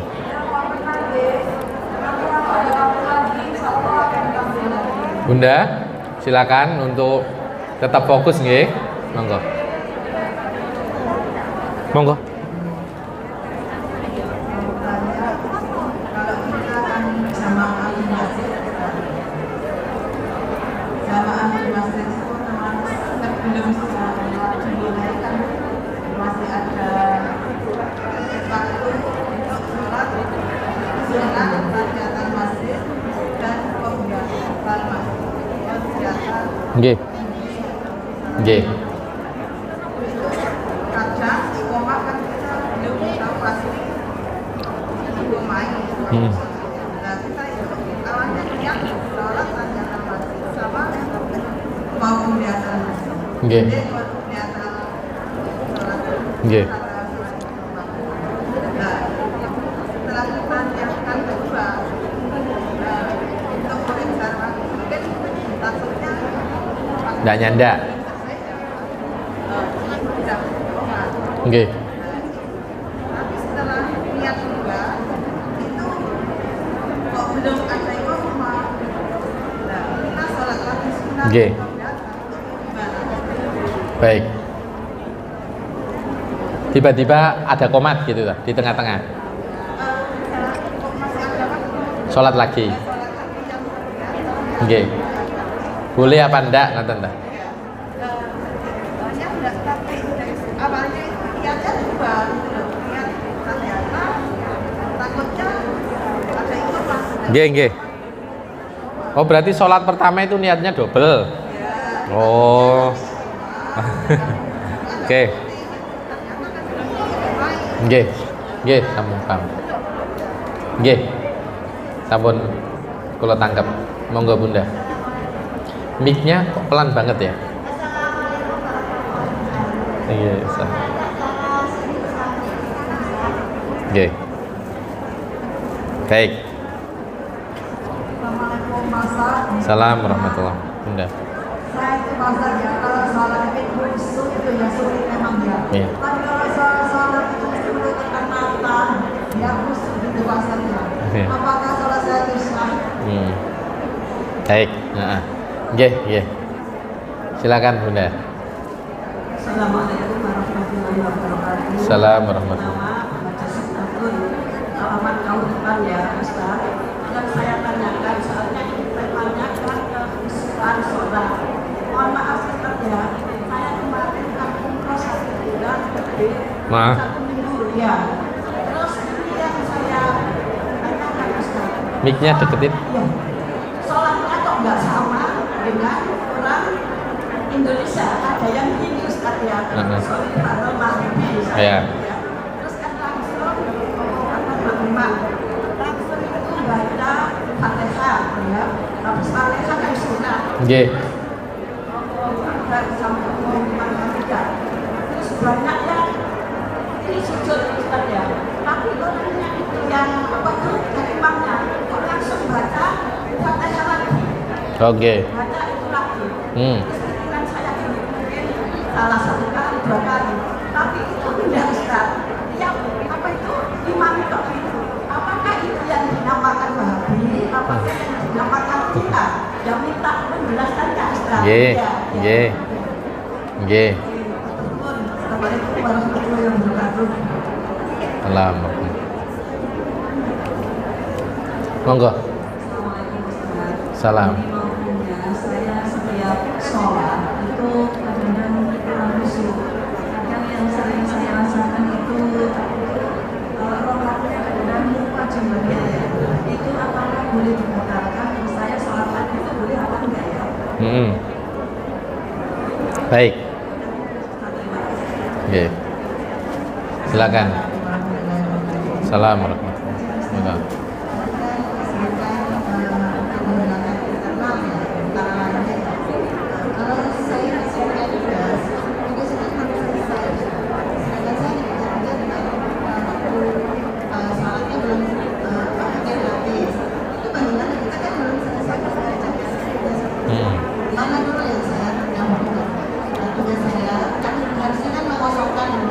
Ya. Baik. Oke, sama-sama. Baik. Silakan, Mbak. Salam. Saking pundi? Monggo.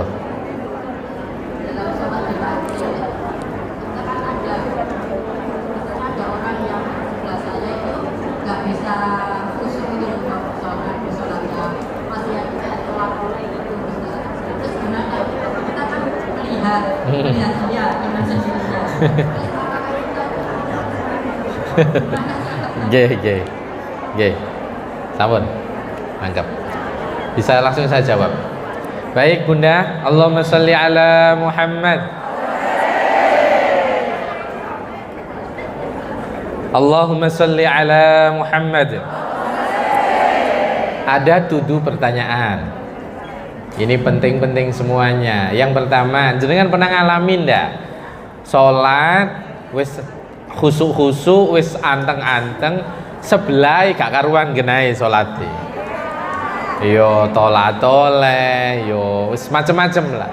Nah, ini kita ini salat kita ini kira-kira gimana? Lah memang ya kita ndak bisa mengontrol kalau jamaah sebelah kita siapa.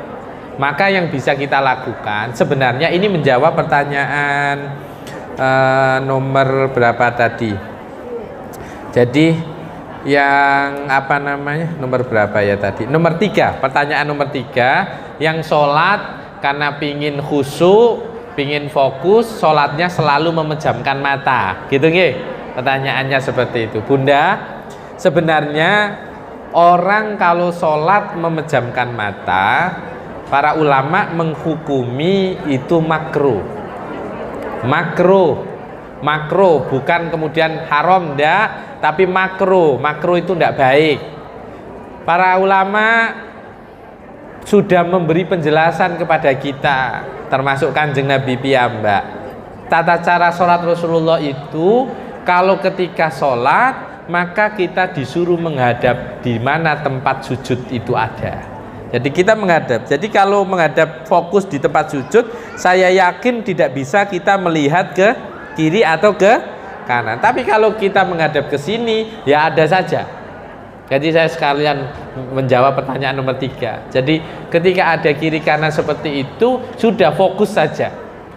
Mboten saged lah wong pripun sebelahe, ngoten umpamane. Nggih, pripun malih kalau ketepaan sebelahe tiang modele kados ngoten. Jadi makanya kalau sholat senyaman mungkin, yang menurut jenengan sudah aman, enak, ya sudah itu di situ. Jadi kalau ada eksternal, itu kan eksternal ya, problem eksternal, ya gimana lagi kalau memang tidak bisa. Jadi kalau menutup mata itu hukumnya makruh. Lah kalau mau konsentrasi ya di awal itu pejamkan mata dulu, fokus, sudah 0, mulai. Gitu. Nah, tapi ojo terus aku gak fokus-fokus sih. Sampai imamnya wis rukuk gak mulai-mulai. Nah ini yang gak boleh. Ya khusyuk sambil jalan lah. Khusyuk sambil jalan. Gitu nggih, Bunda nggih. Oke, nomor 3, nomor 7 sudah saya jawab. Kemudian ini saya yakin semua orang ngalami. Saya ini ada tugas ngetik belum rampung tapi wis adzan. Nanggung, tinggal titik iki nanggung. Kira-kira mana yang saya dulukan? Jamaah, sholat, atau tugasnya saya tuntaskan, begitu toh? Pada prinsipnya kalau ngomong ideal, saya ulangi lagi, kalau ngomong idealnya ya ketika adzan berkumandang, tadi kan sudah saya contohkan, orang khusyuk itu diawali bukan takbiratul ihram ketika mulai mendengar adzan. Berarti ketika mendengar adzan memang yang pas ya semua dilepaskan. Cuma ini kan kebiasaan yang susah kadang kita untuk memanage karena sudah kebiasaan nanggung langko sekalian weteng luwing kowe mari mangan sisan wah segitu. Lah endingnya apa? Kita tidak bisa khusyuk setat diawali ketika mendengar adzan. Jadi kalau ngomong idealnya ya stop Bunda. Tapi kadang orang nanggung lah engko lali malah semacam-macam lah. Jadi ya monggo. Pada intinya kan sholat yang paling bagus adalah fi waktiha, fi awwali waktiha, sholat yang paling bagus. Nah, fi awwali waqtiha, di awal permulaan sholat. Gitu ya Bunda ya. Kemudian sudah 6, 7, 3 sudah. Kemudian yang kelima, kalau lupa sholat, rokaatnya ini saya rokaat 3, apa 4, 2, apa 3, ini boleh enggak saya batalkan? Enggak boleh Bunda. Orang yang lupa rokaat itu enggak boleh membatalkan sholat. Konsep orang lupa rokaat itu, kalau lupanya 2 apa 3, diambil yang terkecil 2. Kalau rupanya bukan rukun abad, hanya rukun hayat, maka sudah cukup kula panjenengan nggih, tidak apa-apa karena rukun hayat. Kalau rukun abad berarti di situ ada sujud sahwi. Kalau rokaatnya kurang ya ditambah 1 rokaat plus sujud sahwi. Nah, jawab sekalian cara sujud sahwi. Sujud sahwi itu memang ada yang mengatakan 2 rokaat sebagaimana sujud biasa, ada yang mengatakan 1 sujudan. Mohon maaf kok 2 rakaat, 2 sujudan atau 1 sujud. Jumhur para ulama bahwa yang namanya sujud sahwi ya 2 kali sujudnya. Ngaten nggih, sujudnya 2 kali. Baik. Nomor 2 sudah, nomor 5 sudah. Jadi tidak boleh dibatalin, Bu. Tidak boleh. Karena itu bukan alasan orang untuk membatalkan, karena sholat sudah punya panduannya. Kalau lupa rokaat, hitungannya adalah ambil yang terkecil. Kalau bingung pripun nanti tak batal mawon. Boten pareng niku nggih.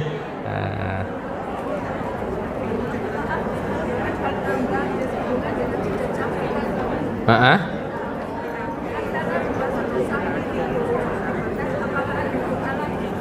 Oh, bacaan. Sebenarnya kalau bacaannya itu kan ada yang salah satu bacaan sajada wajhiya lilladzi itu ada bacaan itu. Kalau bacaan yang biasa kan juga boleh. Nggih, boleh, bacaan biasa boleh. Tidak harus itu kok. Cuma kan apa itu biasanya dibaca subhanalladzi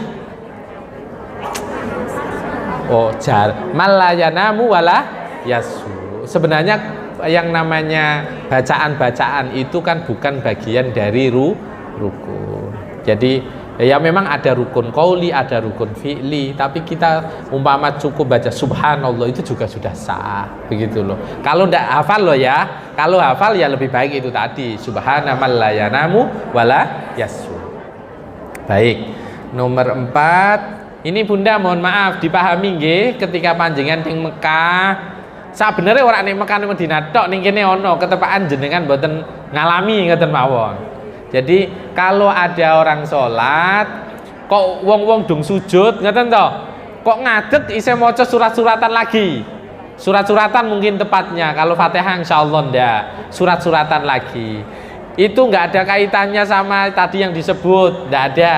Itu ketika kita berjumpa dengan ayat sajdah. Tadi yang kita baca tadi ya, wadhkur rabbaka hifatan wadhkur rabbaka tadarruan wa hifatan wa dunal jahri minal qawli bil ghuduwi wal asal. Terus apa lagi tadi? Innal ladina yastakbiruna an ibadatihi wa yusabbihuna lahu wa lahu yasjudun. Baru kemudian turun. Pilihannya 2. Apakah membaca cukup subhanallah walhamdulillah, apakah sujud? Boleh. Bahkan ini tidak hanya sholat, ketika kita membaca Al-Quran kita boleh sujud, maka dianjurkan malah. Kalau sholat juga sama, itu tidak ada kaitannya tadi yang disebut gitu ya Bunda ya. Jadi itu nggak hanya di Mekah, di Medina, di sini juga bisa. Cuma nak ning kene sudah diperkara. Kondo-kondo engko maca anu ya ayat sajdah ya. Engko aja moro-moro gak tangin ngoten lho. Kadang ada orang bingung. Loh kok moro-moro sujud, durung rukuk, durung i'tidal. Nah, itu ketemu ayat sajdah. Ngoten nggih? Tidak ada kaitannya dengan tadi. Semua dalam madhab sama. Ketika ketemu ayat sajdah, kita dianjurkan untuk sujud tilawah. Namanya sujud tilawah. Itu tidak hanya sholat, bahkan kita membaca pun biasa juga dianjurkan. Baik, yang pertama Ada orang sholat karena dikira mepet, sholat tahiyatul masjid sama sholat qobliyah dijadikan satu. Lah niki mboten pareng niatnya. Niat didadekno setunggal ngoten nggih. Atau kemudian mau sholat lah, saya sudah niat double, tapi saya mau sholat lagi tak bisa, boleh. Niatnya cukup satu, Bunda. Jadi niatnya cukup satu, itu sudah include, sudah dicukup. Jadi kalau waktunya dikira mepet, dengan cukup sholat sunnah qobliyah, itu sudah menggugurkan sholat tahiyatul masjid. Enggak, bukan harus niat usolli sunnatat tahiyatul masjid wa sunnata qobliyatul duhri. Mboten pareng. Ngaten nggih? Nggih, jadi cukup satu, tapi itu sudah menggugurkan kesunahan namanya sholat tahiyatul masjid. Jadi kalau dikira waktunya mepet, bahkan ada beberapa pendapat kalau kita baru dapat 1 rakaat tiba-tiba qomat dibatalin tidak apa-apa, itu ada yang mengatakan seperti itu. Ngaten nggih Bunda nggih? Baik. Cukup? Oke.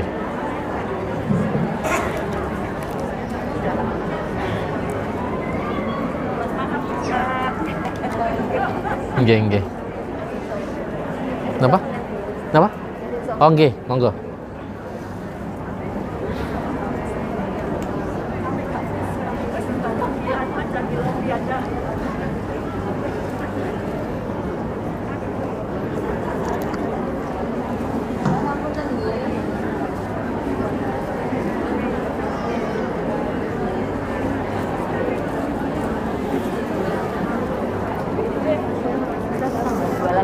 Boleh. 2 termin. 2 penanya. Oh enggak. Bunda, masih ada waktu 2 pertanyaan lagi. Monggo Bunda, mau bertanya lagi? 2 orang Bunda, yang mau bertanya? Oke. Satu lagi Bunda. Ini Bunda Nurul, ini Bunda.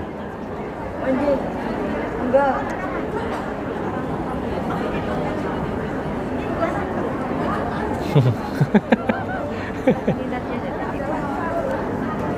Ada 1 ini, ada 1. Ada 1. Monggo. Oke, monggo Bunda, monggo.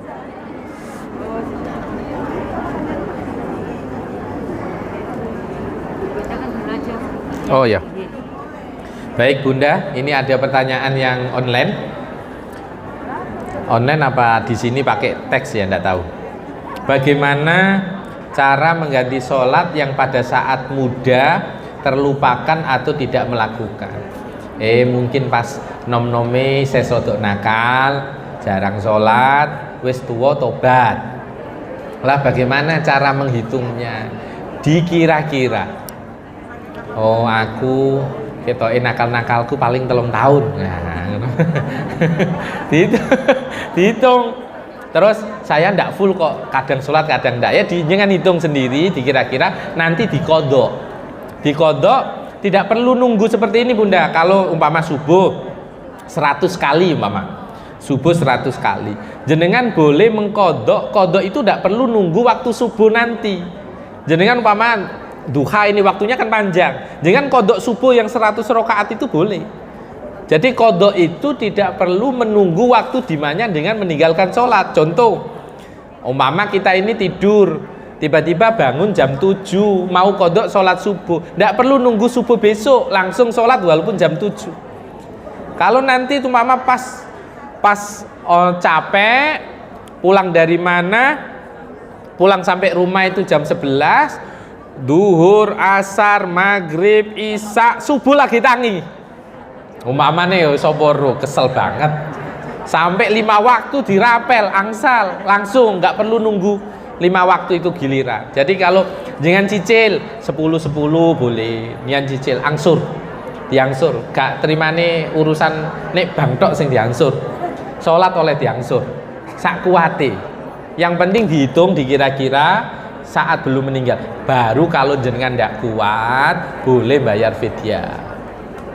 Ndak kuat itu wis sepuh, ndak memungkinkan melakukan, ya dibayar fidyah, dihitung.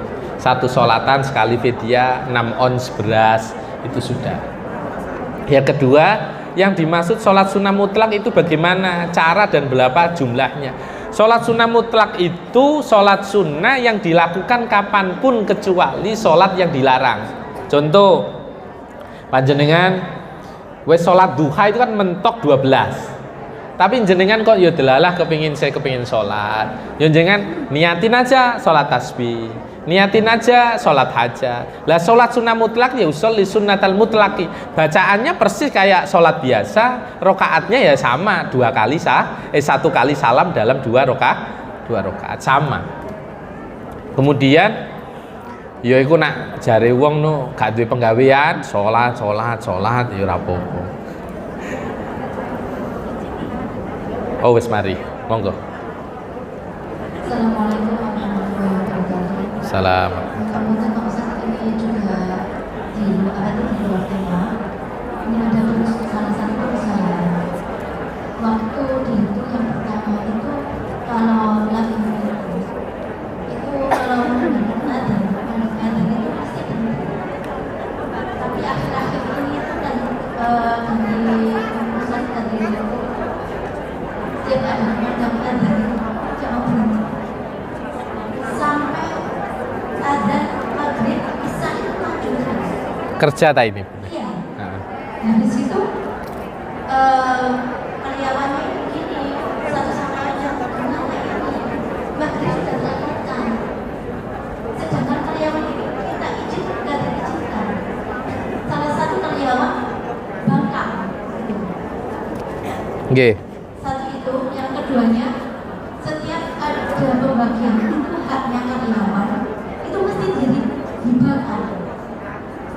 Memang tiap tahun itu ada uang kayak apa itu jasa produksi atau pendidikan untuk anak atau apa itu sekarang itu dibakar semuanya. Dibakar gimana? Dibakar itu nggak dikasihkan sama karyawannya. Tapi itu diambil dari apa dibagikan sama atas-atasan saya tidak tahu. Pokoknya itu intinya tuh dibakar terus. Setiap ada katakanlah ada customer biasanya kalau lebaran itu masih bingkisan itu stop, nggak boleh. Tapi dia menerima bingkisan dari customer yang lain. Itu gimana Pak Ustaz? Dengan punten. Assalamualaikum warahmatullahi wabarakatuh.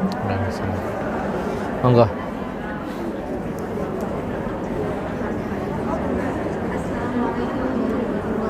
Assalamualaikum warahmatullahi wabarakatuh.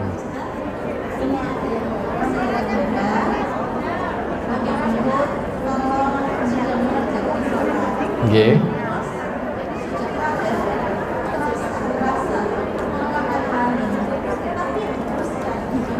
Anu head. Oh angin. Oh iya. Oh iya. Oh nggih. Assalamualaikum warahmatullahi wabarakatuh. Assalamualaikum warahmatullahi wabarakatuh. Waalaikumsalam warahmatullahi wabarakatuh. Memang sholat itu kan menjalankan khusyuk. Pernah saya alami dengan saya sendiri. Ketika saya bisa khusyuk terus sholat dapat 1 rakaat, ketika ada orang seketok itu, terus saya katakan karena saya sudah memastikan kalau saya keraskan nggak kedengaran soal itu. Terus pikiran saya daripada saya tidak khusyuk, akhirnya sholat itu saya batalkan. Gimana sholat saya? Baik. Allahumma salli ala Muhammad. Bunda, ada 3 pertanyaan. Jenengan sering enggak pas sholat ana tamu? Kira-kira jenengan batalno apa piye? Dikeraskan. Dikeraskan. Allahu Akbar, ngono ta?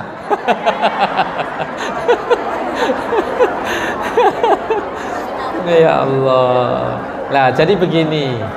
Kalau kita sedang sholat, kalau ada tamu, maka minimal langkah yang bisa kita ambil dikeraskan. Lah pertanyaannya kata ibu tadi, nak tak keras itu gak dungu sebabnya antara tapi yo kamar ning pintu pintu rumah dengan kamar terdengar, mestinya kebalikane. Kamar ning pintu rumah harus terdengar, tapi anggap saja nggak terdengar. Boleh tidak dibatalkan, boten pareng. Jadi harus diteruskan, sudah diteruskan saja. Yo nak tamune sabar, dia tahu tata cara, ya salam 1 kali, ditunggu dulu, 2 kali, ditunggu dulu, 3 kali. Kalau enggak, ya tunggu, duduk dulu saja, tunggu berapa menit atau mungkin setengah jam, tunggu aja. Kalau memang penting kan pasti tamu menunggu. Kalau enggak penting ya pasti dia pulang. Nah, kari jaringan disikno menungso apa disikno pangeran? Nah, Bu, gitu toh? Ya pasti mendahulukan Allah. Kemudian di tengah-tengah sholat dengan nate napa mboten? Rakaat keempat rumongso jenenge rumongso itu ndak yakin. Yakin apa ndak rumongso, Bu? Oh, ragu ya. Kok koyok metu angin atau ndak gitu. Buang angin. Lah ini langkah yang diambil apa? Maka konsepnya adalah kalau jenengan ini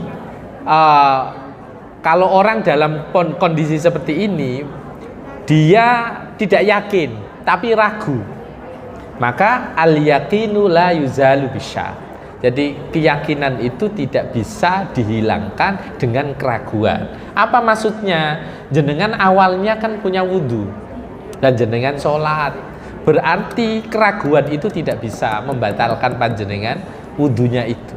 Ya sudah, kita lanjut. Kecuali jenengan yakin yakin tapi gawe ragu-ragu lah, udah oleh. Tak yakin ya yakin, tapi nak yakin ya harus batal karena tidak boleh. Orang sholat kondisi hadas itu tidak boleh. Tapi kalau ragu, nah rumusnya ke awal, karena tadi kita memang sudah punya wudhu, kita sholat, kemudian kita ragu, teruskan saja. Kecuali ya yakin. Ngaten nggih. Kemudian tadi pertanyaan ada 2 masalah, perusahaan yang tidak memberi kesempatan untuk sholat atau yang mestinya haknya tidak diberikan. Prinsipnya begini Bunda, ya. Dimanapun kita bekerja, kalau memang kita tidak cocok dengan sistem, selama kita bisa keluar itu lebih baik. Lebih baik daripada kita di situ kita tidak tenang, nggak nyaman. Daripada kita bertahan tapi kita kemudian, ini siapapun siapapun, tidak hanya untuk yang penanya, siapapun, daripada kita ngerasani orang, daripada kita ngerasani perusahaan, itu mending kalau kita tidak cocok keluar itu lebih baik. Belum siap kami karena belum ada pekerjaan yang lain, ya sudah, diem, kemudian pelan-pelan kalau memang sudah waktunya segera keluar. Kalau memang tidak bisa merubah, lah kalau kok ada peluang bisa merubah, ya bantu dirubah lebih baik, karena watawasau bil haq, itu saling berwasiat dalam kebenaran itu dianjurkan. Jadi kalau kita bisa ada kemungkinan, ayo kita rubah. Mungkin kita ngomong ke pimpinan kita, Pak ini gimana loh, sholat itu kewajiban. Kalau itu langkah-langkah itu sudah dilakukan masih tidak memungkinkan, kita di negara kita ada sistem kerja kan ada peraturannya, orang harus dikasih waktu sholat. Lah kalau nggak sholat ya diviralkan, selesai itu Bunda. Ya, jadi ada ketentuan kan, sama termasuk hak-hak pegawai itu sama. Ngaten nggih. Lah sikapnya ya itu tadi. Ngaten. Sampun sedanten.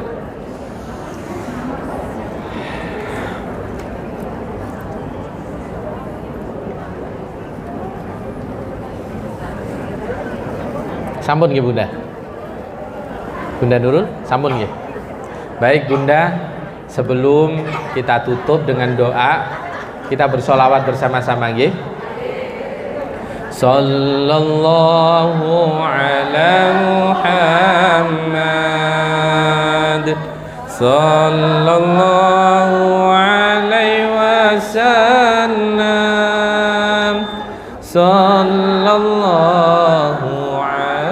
Muhammad, sallallahu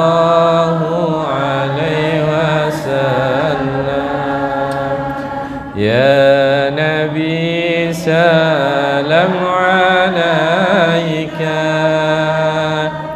يا رسول سلام عليك يا حبيب سلام عليك صلوات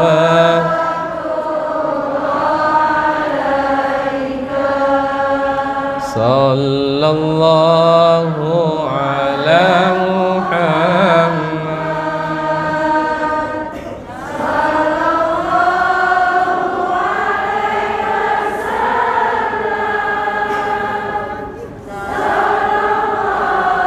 وعلى محمد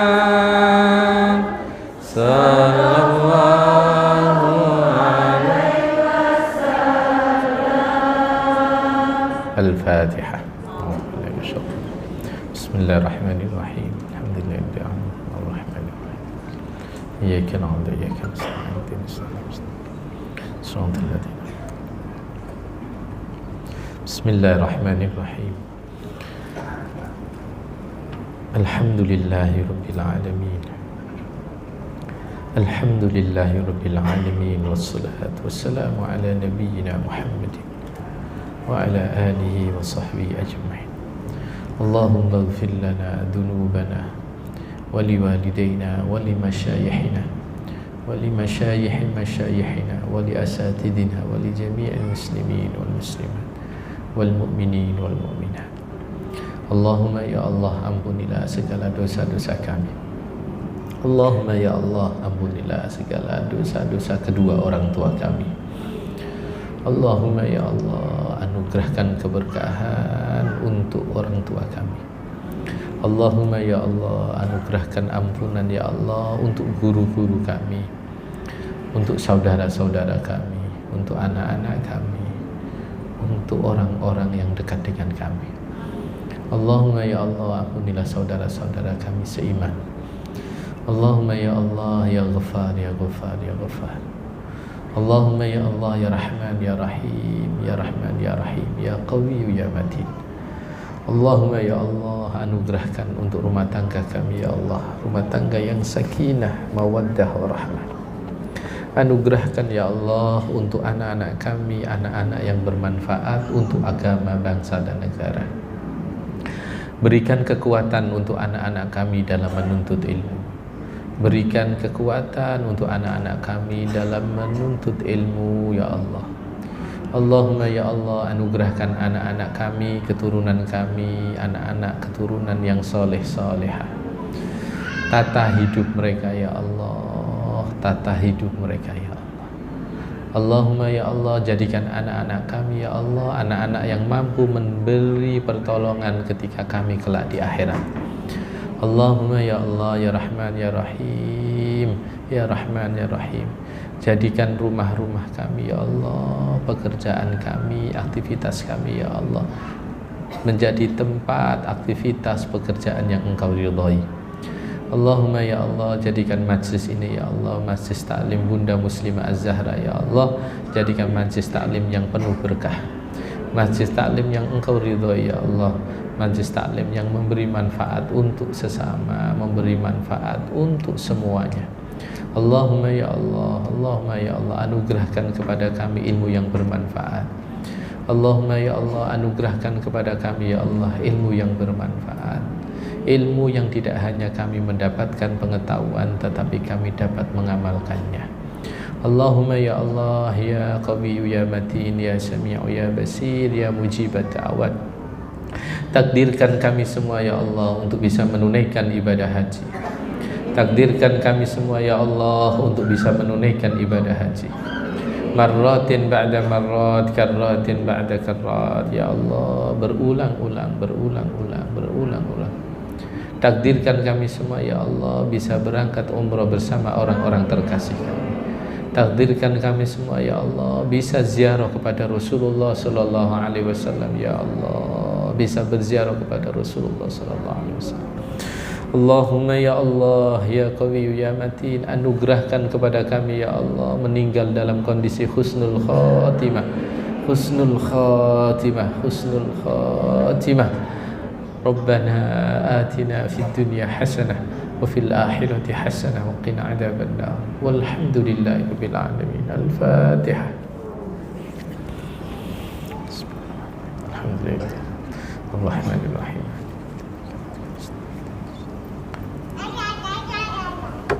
Demikian Bunda, mohon maaf atas segala kehilafan. Semoga panjenengan dalam kondisi sehat, pulang diberi kelancaran oleh Allah dan mendapatkan ilmu yang bermanfaat. Wassalamualaikum warahmatullahi wabarakatuh.